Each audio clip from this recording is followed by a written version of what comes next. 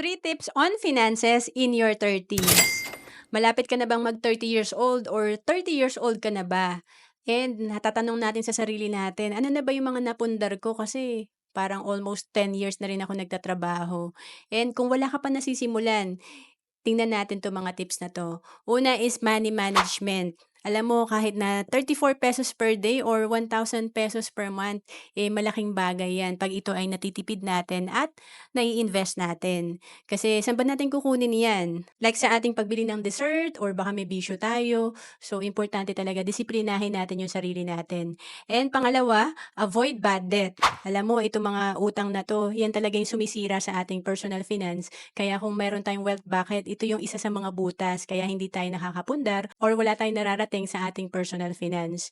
And pangatlo, understand retirement fund. Napaka-importante na tayo ay may mga goal kasi importanteng pagplanuhan natin kagaya ng retirement fund natin kasi lahat tayo magre-retire. And kung 30 years old ka ngayon, 20 years pa para maghanda ka. Halimbawa, ang target mong retirement fund after 15 years ay 5 million. Dapat pala ngayon pa lang simulan mo na mag-ipon at mag-invest ng 10,000 per month para ito ay lumago na. Kasi kung nagse-save ka lang, ang laki ng kailangan nating ipunin, 20,000 per month. To know more about savings and investment, message mo lang ako sa FB, Roancelis Capistrano.